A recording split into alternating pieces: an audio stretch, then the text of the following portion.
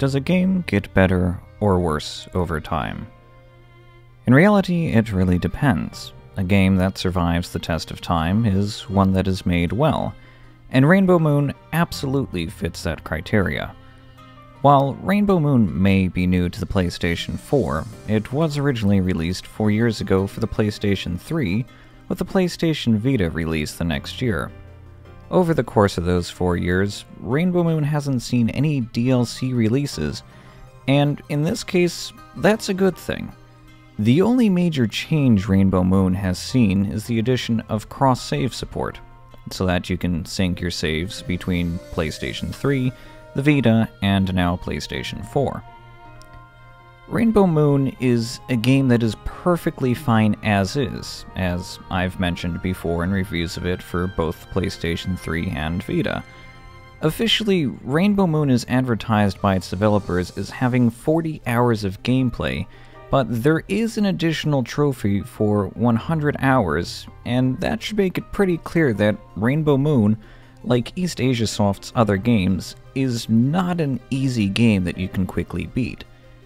When it was released for PlayStation 3 originally, I wasn't a huge fan of the immense amount of grinding Rainbow Moon sometimes requires.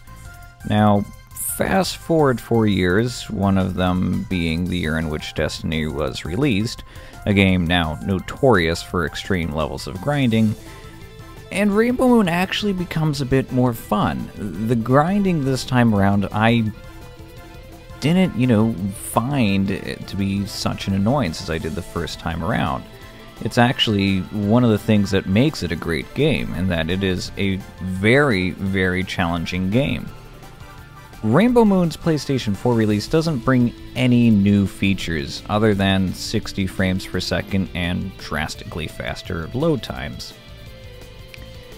And, those load time improvements are actually quite visible. While it has been a few years since I last touched Rainbow Moon, I do remember some of the dungeons requiring a fair bit of time to load, but nowhere near as bad as some other RPGs. The development team at SideQuest Studios clearly put the most development time into the storyline rather than other niceties, and again, that's not necessarily a bad thing. The graphics of Rainbow Moon are reasonable, they're not overly showy, and at the cost of the story, unlike certain other RPGs, notably Final Fantasy.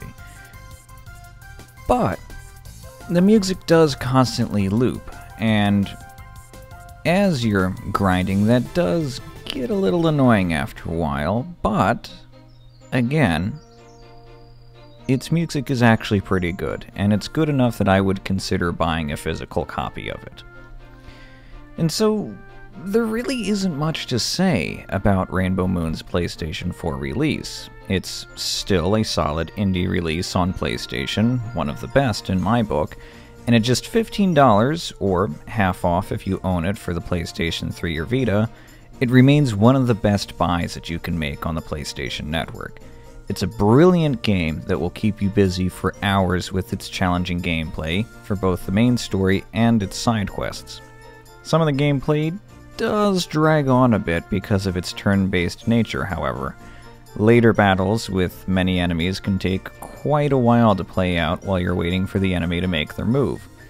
A growing party does help with this, but you can only have 3 characters on the field at a time, and smaller health bars for allies make it difficult to keep track of their health when they're being attacked.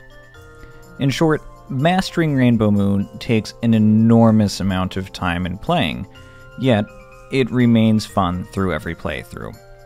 Even if you already own Rainbow Moon for PlayStation 3 or the Vita, or even both, it's worth another buy for the PlayStation 4 version.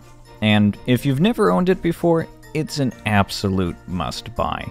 Rainbow Moon is still a solid 5 out of 5.